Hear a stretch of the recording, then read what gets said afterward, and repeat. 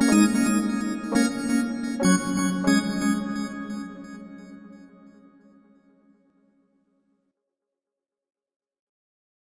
I, on everyone's behalf, welcome SARS Commissioner Edward Kieswtter. And Mr. Kieswtter, thank you very much for sparing us your time. You must probably be one of the busiest people in the country. So we're very grateful and happy to have you with us this afternoon. I'm going to start off with putting a few questions to you, which I know you've seen in advance. No ambushes, no controversial questions, but really just trying to elicit the state of play at SARS and the kind of work that you're trying to do. Thereafter, we'll open it up to discussion, comment, questions from our guests, and we will try to wrap everything up by 2:45 at the latest. Before I start with my first question, our tradition as a faith-based organization just to take half a minute at the beginning of all our meetings to gather our thoughts, to compose ourselves, to focus, to invoke the Holy Spirit, and to just give us time to think about what our purpose is with these meetings. So if everyone will just join me for a few seconds.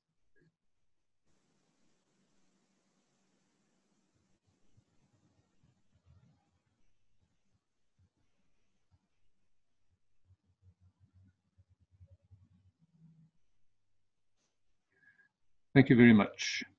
And I see that just about everybody has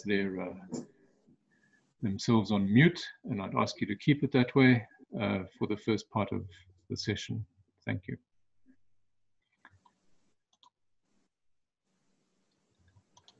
So you took over at SARS in May 2019, and a lot has happened since then.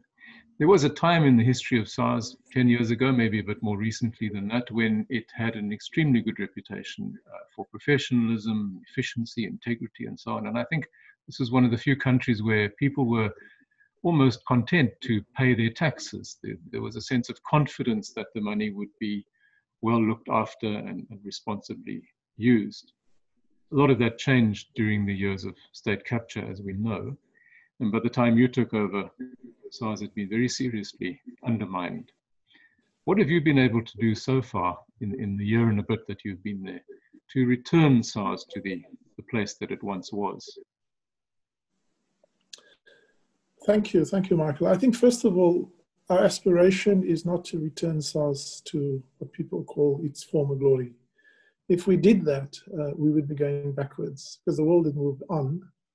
And so really our aspiration is to build a SARS worthy of our democracy, a SARS that we believe will make a substantial contribution towards the so much needed social cohesion in our society. And we know that the social contract in many ways, many people feel has been broken, has been eroded and undermined because of what happened at state capture. But also more recently, if you read the reports of the COVID procurement irregularities, then society can be forgiven for feeling that paying your taxes is a grudge purchase, so to say. Mm. I want to draw for a moment on the words appropriately of Pope Francis, one of the leaders in the world that I admire, when in a recent meeting with the director of the IMF and the Ministers of Finance and Economy, he said that there is no determinant or no determinism that condemns us to universal equity. Universal equity is not necessarily an outcome that we must accept as a given within our society. And it's interesting that within that, he refers to the structures of sin. Mm. And I guess in the same way that the principle of the Christian faith, Jesus, mixed with the taxman, the Pope understands the integral role of the engagement between the taxman and society. But remember, the taxman or Caesar as he also refers to it, represents the whole of government. Mm. We represent the income side of government, not the expenditure side of government. And so, not surprisingly that the Pope refers to certain structures of sin, including favorable tax policies that favors the richest people. They'll justify that in the name of free capital for investment and development, which invariably doesn't happen. Tax havens that hide profits and erodes tax base from underdeveloped and countries like ourselves. So we are right in there in terms of potentially being a structure of sin. Mm. And sadly, in 2014, we know that this contract between SARS and its public had suffered significantly. We know that because the leadership at the time had a deliberate and corrupt intent to use the South African Revenue Service rather than to serve its noble purpose, but to serve a narrow, corrupt intent. And if you read the Nugent report, it captures it very adequately, but at a soundbite level, Nugent report concludes that there was a deliberate effort to break down all governance and integrity of SARS, to dismantle core capabilities, and the result of which also then created a wave of an exodus of competent people and the marginalization of competent people within SARS, a total disconnect between the leadership, a decline in morale, and a consequent decline in revenue, as well as tax morality. And so that's really the situation we walked into some 15 months ago, an organization that for all intents and purposes was rendered less than capable to administer its mandate. And so thankfully, SARS had, because of its leadership prior to that, had built a bench strength that goes deeper than simply leaders. Although it's a great case study for the impact of leaders, there are many thousands of men and women who are honest, who, whilst they lost the trust in the leadership, they remained their commitment to the higher purpose that SARS served. And therefore, SARS, less than other government institutions, were able to minimize the damage, but the damage was still very severe. In thinking about the rebuilding of SARS, we had to reinstitute the notion of we serve a higher purpose, even though the law we administered is, I mean, tax law is clinical, it's cold, it has no warmth, it has no empathy, it's indifferent to people. But the way we administer it must be professional, it must have empathy, it must understand that it is a fundamental contract between the government and the society, and we had to reestablish that language. And secondly, look at the specific aspects of the institutional integrity. So specifically to your question, what have we done? The first is we had to address the issues of leadership. Leadership is the most defining in any organization. And we addressed it at three levels. Firstly, we had to address leadership integrity issues. There were certain leaders who had become either complicit or compliant in serving that corrupt intent. Many of them have been named in the Nugent report, but others in the organization. So the first was to address issues of integrity. We have substantively dealt with that. And the message to those who are there now is to say there is nothing explicit which from our perspective we question. However, you have the opportunity to demonstrate that you are committed and will share the ethos and the integrity. The second leadership issue was to make sure that people were in roles that they were capable and competent for, because part of that was also lost, and people were put into roles not necessarily for the substantive purpose, but rather for all other reasons that other than the substantive intent. Yeah. So there are very few of the leaders who have remained, who are still in the same role that they were when I arrived there, because over the months, I made the effort to get to know them. I worked with the top 60 leaders rather than just the top 12, because I wanted to get to know them and made sure that we could assess them, assess their strengths and competence, and move them into work that they were more suited to. So that has been substantively dealt with. We still have significant vacancies that we try to fulfill, because even though we are building from within, we also want to enrich the gene pool and capability and attributes from outside. And then the third leadership issue is consequence management. Leaders are privileged and they must hold themselves to a higher standard than the standard they set for their people. And so we are reintroducing the culture, the discipline of setting clear objectives with measurable results embedded into a performance management culture, but also system, and then hold people to account. So those are the three things at leadership level. At institutional capability level, we reinstituted the segment that was traditionally known as the large business center, but we split it into two units. The first is a business segment for large and international businesses, and the second is a segment for wealthy individuals who often arrange their affairs in complex ways, and so we've created two divisions for that. We've also regionalized the operations within SARS into 9 geographic regions to give greater focus and be at the front line to engage with taxpayers. And so that is a work in progress, bringing in people, restoring capabilities. And the last point I'm going to share, and then take a break, although I can talk for hours on the matter, is that we have had to energize the organization with a vision that was inspiring yet intimidating.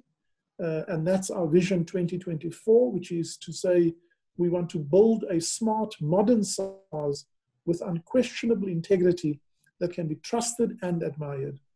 And secondly, we want to have clarity of intent, and we frame that as an intent to build a tax system based on the principles of voluntary compliance. And later in the call, I can unpack that for you, what it means in practice, for organizational arrangements, and for the way we think about our work. And thankfully, we are beginning to see the early signs of success in that regard. Let me pause there, Michael. Yeah, thank you. You mentioned the question of tax morality just now. And of course, people will take whatever excuse they have or they can find to not pay their taxes. And clearly, when the reputation of SARS took a downturn, people said, okay, well, I'm justified in withholding or evading tax as far as I can. So a lapse in tax morality. Are you able to measure that in any way? Can you get a handle on how serious a problem that has become? So we are currently in the final phase of work done in conjunction with Judge Davis, the so-called Davis Tax Committee. And that work is specifically trying to establish the areas of non-compliance, ranging from aggressive planning, like base erosion, transfer pricing, and other areas of potential abuse, all the way through to criminal and illicit non-compliance. And we have quoted before that the revenue implication of that is well beyond 100 billion. And we think the 100 billion is conservative, but let me not get ahead of the completion of that exercise. We will later this year give a more complete feedback on that. So it is the case that tax compliance, we also see that in the declining levels of compliance. Now remember, for a taxpayer to be compliant, he or she has to do 3 things. The first is register when by law it is required to register, whether that is as an income earner, as an individual, an income earner as a business, or other forms of taxes when you import or export, and then consumption taxes, which we all obviously pay. So in order for a business to claim VAT, to claim pay as you earn, they have to register. So registration is the first base for compliant behavior. The second base is to submit your declarations, whether it's monthly, bi-monthly, half-yearly, or annually, to submit those declarations and ensure that those declarations are complete, fully disclosed, and accurate, and not fraudulent, as we find sadly the case. And then the third obligation is to pay the taxes that are due, whether provisionally or by final assessment. So those are the three obligations. We have seen a significant slip in that. And the concern we have is the erosion of the tax base over time. The message, Michael, to those who talk about any form of non-compliance or even put it under the label of a tax revolt, I want to say the following two things. One, whilst it is understandable, remember, I get equally disenchanted when I see the levels of corruption in society. Very often state-sponsored corruption. And I think there is understandably an outrage by society about that. I would, however, make the following, and this is my second point, to those who feel morally justified to deny or deprive the SARS and the fiscus from the revenue that is due. The real people you are hurting is not the government. You are hurting ordinary South Africans. When we do our work, we see the face of the old gogo for whom that one day a month when she gets her social old age grant is a life-impacting event. And very often she has several generations of mouths that rely on her. We see the young mother who without it would be destitute and incapable of supporting her young children. We see little boys and girls able to go to a toilet that is safe and not put their life at risk by going to a pit-routine toilet and potentially lose their life. So I see my own mother for whom a 50 Rand increase in her pension is a significant event. And so we see the face of those who benefit. The real beneficiaries is not the government. The real beneficiaries are the ordinary South Africans who depend on that grant. The frontline workers who are fighting the scourge of the pandemic, and the relief that we were able to give to businesses who were in distress. So that's what keeps us going. Yeah. We have to become mature as a society to look beyond what we may sometimes think is an inefficient capability within state, and to rather be on the side of those who seek to correct that, to address it, and secondly, to understand that what we do in the name of the most vulnerable in society.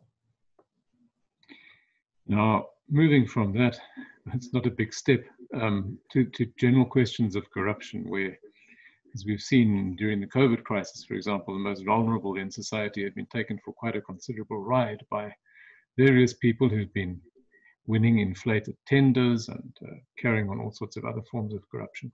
When people earn money illicitly like that, an overpriced tender, or they accept an ongoing bribe or some sort of retainer that they should not be accepting in order to do favors for corporate, something like that, they are required to declare that as income, even though it is illicit income.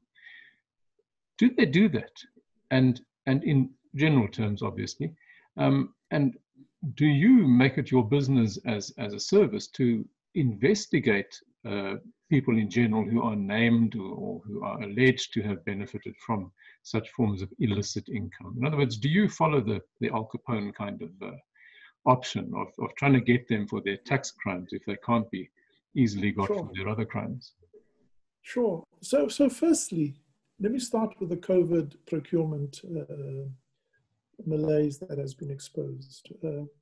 You know, in a way, one wants to cynically say we shouldn't be surprised that there was procurement irregularities, because it's not new. It's been, you know, a disease in our system for numbers of years, and it's just, COVID has just exposed it in its ugliest manifestation, where grant money that is supposed to go to the poor people are siphoned off to greedy, avaricious and dishonest brokers, where food parcels are used for political expediency at ward level, when councillors, rather than giving the food to the poor, use it as a trading chip. When people who supply goods and services under this crisis to government do so at multiples of cost, and who abuse the system for their own gain. I mean, we are currently looking at 139 companies for tax and potentially criminal investigations. And the audacity thereof is 63% of those companies, more than 50 of those companies in the 139 that we look, are in fact not compliant. They have outstanding taxes. They've not registered for VAT where they needed to. So that's the audacity of it, that not only do they feed on the one end of, or I shouldn't say feed, I should almost say prey, on the one hand of the income derived from government, they then double jeopardize by also not paying their taxes. And so, yes, we are determined to ensure that those players are brought to book. They pay the taxes that are due to the state. At least we recover some of that, those losses. And we've shared, you know, that the levels of abuse, companies who have no history in procurement of PPEs, pubs, car washing companies, bakeries, event management companies, all of a sudden pop up. So yes, what are we doing? We are reorganizing ourselves to be more focused in that regard, and that's part of the reorganization of SARS. Secondly, we are stepping up our efforts to use, to increase and expand the use of data. You know, there's so much data available that we get data from third-party providers, such as banks, insurance companies, medical providers. We have access to NATIS, to the deeds registers, to the stock exchanges. So we get from over 90 countries, we get information relating to South Africans who have financial assets offshore. And so we have a rich universe of structured and unstructured data that we are increasingly expanding. And on top of that, building the artificial intelligence capability to write machine learning algorithms that can sift through that data and pick up trends and risks. And so we're doing a lot of that work, which helps us to give honest taxpayers a great service, such as auto assessment, which hopefully some of the callers on this webinar have used, but also to improve our ability to detect and respond to non-compliance. And so, yes, we are hard at work. And in fact, we've turned the COVID crisis into an opportunity to step up our journey towards a smart modern SARS. One of the mechanisms that you've used for some years to try to sort of clamp down on corruption and so on, illicit tendering, etc., is the tax clearance certificate. So it's a requirement that anybody who wants to do business with the state must be in possession of a tax clearance certificate. It's hard to believe that all of these various crooks we're hearing about now, who jumped on the COVID bandwagon to line their pockets, could easily get hold of such a certificate. So is that system working as efficiently as it should? I have to admit that it had good intent, but there are areas of abuse which we will detect, but often after the fact we will detect it, because some players have learned, like any system, you learn the rules and you use the rules to your favor. And so it is. So let me give you a typical example. One of the things we will look for is to see whether you have any outstanding returns, right, for a number of years. But we don't necessarily at this stage understand the content of that declaration. That takes more time to say, hold on, but this was a return that maybe you submitted a null return for a year. So you tick the box that you have no outstanding returns. But when we actually audit those returns or inspect those returns, we notice that there's fraudulent information that you've disclosed. So we also have a system where if you owe outstanding debt and you've not entered into a debt repayment arrangement with SARS, then you should be disqualified. Yeah. But very often, we've also stepped up the work in conjunction with Treasury, who have sight of the procurement end. We don't have sight of the procurement end initially. It is only when we are made aware of a service provider who has secured a contract that we then can look at its tax status from that perspective. In the meantime, those operators, very often, many of them rogue and criminal, have willfully cheated the system. So one of the pieces of work we have shared with Scopa 2 weeks ago is that we will review and strengthen the tax clearance certificate system as well. So, I mean, you know, interestingly, we made it online to make it easier. And in making it easier, we also compromise the integrity of the system. Yeah. Let's just turn to a couple of points around general tax policy issues. A lot of people, interest groups, civil society organizations advocate for changes to the tax system and to the kind of basket of taxes that we are faced with. And they argue, for example, that income tax and consumer taxes like that have a depressing effect on the economy, and that other taxes, a land value tax or a capital transfer tax, for example, would bring in as much revenue, be administratively easier, and not have that depressing effect on the economy. To what extent does SARS as an agency get involved in tax policy questions, and what are the right avenues for people to follow if they want to get into these tax policy debates? So first of all, the principal mandate of SARS is to administer tax policies, not to formulate it. Right. That is the domain of National Treasury under the leadership of the Minister of Finance. However, there's an indivisibility between tax policy and tax administration. And therefore, there is an ongoing healthy debate whenever tax policy changes are considered. We often do the modeling to see what would be the revenue impact of tax policies ahead of time. We have to consider what are the implications for administration. And in doing so, yes, we are actively engaged, but the final mandate is with the Minister of Finance, working with the colleagues in National Treasury. We have a very good relationship with them. But let me also just step away from whose role it is to say that tax instruments are blunt instruments. They are not necessarily always the most finely calibrated, and very often, I mean, let me use a simple example. So you look at bread and you zero rate brown bread because you hold the view that the poor brown bread, a loaf of brown bread is cheaper than a loaf of white bread. So you zero rate, brown bread. You don't necessarily zero rate white bread. But it turns out that people who are health conscious and often have the means buy the brown bread, and the poor and the most vulnerable who need that buy the white bread. So very often the intent isn't where it needs to be. And you can go through every tax type, it has the same issue.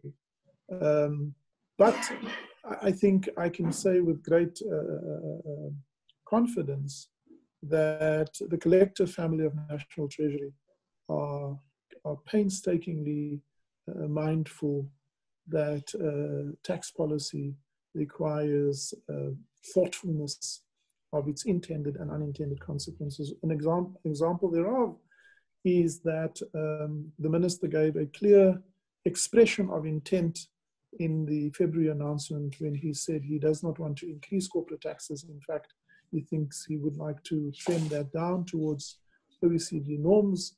But in order to do that, we have to broaden the tax base and improve compliance, because that gives us the space. I don't know if you remember, but I'm certainly old enough, and I was at SARS when, under the term of Minister Manuel, the then Finance Minister, and Gordon, who was then Commissioner, in that period, over 100 billion of rebates was given back to taxpayers, and rates, in fact, came down. They didn't go up. Yes. And that was a testament to the efficacy of the Revenue Authority and also the health of the economy at the time. We're living in a very, very difficult time right now. Yeah, we certainly are. Difficult time compounded, obviously, by the COVID crisis. And you spoke at an Investec seminar a couple of months ago, and you said that the COVID-19 pandemic has given us an opportunity to reshape our economy in a way that addresses past injustices and ensures more equal opportunities for people. Now, a lot of commentators have been saying something similar. We've got to use this crisis and not let it go to waste. But from your perspective in particular, how would you see such a reshaping of the economy taking place? What would it involve as far as you're concerned? I was then reported correctly as saying that after the lockdown, we must not simply reopen the economy, we must reimagine it. And the reason I say, often, Michael, incremental change is necessary and good, but very often the most meaningful change is disruptive change. It's when there's a discontinuity. And what COVID has done, it created some discontinuities from the previous normal towards a new normal. Let me give you an example. We would have, before the 5th of March, in thinking about our physical footprint, where we need offices, we would have probably had a 5-year view of it with yearly increments, right? However, because of the disruption and the discontinuity of COVID-19, we find that we had to accelerate our employee base to work more remotely. At the time, we had about 3,000 of our staff, and mainly senior staff who work at home often, who had access to our core systems via a virtual private network. But all of our agents had to come to work. Well, I can tell you now that we have now enabled almost all of our contact center agents, 638 of them. We have created a call center of 1. So our contact center agents can physically sit at home and be part of a virtual contact center, a taxpayer, in a virtual session, as if he or she was part of a community. Over 1,000 of our branch agents, we actually did the pilot in Mitchell's Plain of all places. And again, that was driven by a COVID outbreak. We had to close the center for a week. We had to serve the taxpayers, and very quickly we gave those agents the ability to work from home. So what we have done is we have reimagined SARS, and we've accelerated that because of the discontinuity. That's just one small example. Another example is increasing and expanding the use of data. We have had to fast track data modeling, driven by the need for social distancing, to not have long and undignified queues. We've introduced an appointment system, but we've also said for 3 million of our taxpayers, you don't have to do anything. We will repopulate your form, and using data and artificial intelligence, we'll present you with the outcome. And if you're happy with it, you simply have to accept it. If not, you can edit it and return it. Over 1 million of those taxpayers have already done so. And more than half of them have accepted it without editing it. And the others, as they were permitted, edited and submitted the return. So another area where we have accelerated that. But if you think beyond SARS, just the use of technology. Today, the platform on which we talk have increased multiples in its value because of its need and its popularity. So we have to think, what does that mean for the fourth industrial revolution for South Africa? What does it mean for education immediately to prepare the future world of work candidates? What does it mean? 3 years ago or so, I was approached by someone who asked a simple question. They sold a virtual telemedicine platform and just asked me whether I think that South African government would be interested in it. I wasn't in government then. Well, the regulation then didn't allow virtual or telemedicine. Today, we use it. You can sit in the comfort of your home and have a first consultation with the doctor of your choice without leaving your home. So it's education, it's health management, it's public administration. All of these areas can benefit. So I am often concerned when the representatives of Labour insist on retaining a lot of the old legacy jobs rather than embracing and compelling society to step up our efforts towards the future world of work.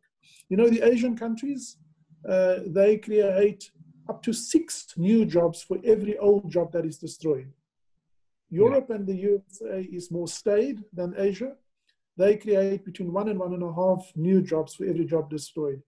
Africa and Brazil and some of the more countries with more struggles, we create a half a new job for every 1 job destroyed. In other words, our employability is halving every period.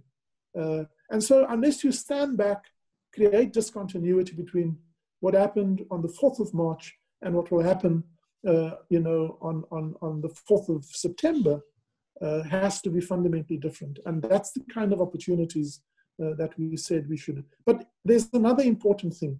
Our wonderful preamble in our constitution speaks about addressing the injustice of the past. The hurt that was caused by apartheid. And so we also don't want to simply restore an economy which in any case didn't serve all the people, a system which favored the wealthy and the privileged. So COVID-19 also created the opportunity therefore for us to really go back and say, we the people of South Africa, recognizing the injustice of the past, honor those who suffered for justice and freedom in our land, respect those who have worked to build our country, and believe that South Africa belongs to all who live in it, united in our diversity. I would like to think that COVID-19 also gives us an opportunity to ask the hard question, why have we not delivered on that aspirational statement of our constitutional preamble? And how do we use this opportunity to, with greater earnest, greater commitment, create the South Africa that our constitution envisaged? Thank you very much. At this point, I'm going to say thank you for your very in-depth and very clear answers to those questions. And you've certainly given us a lot to chew on, so much appreciated.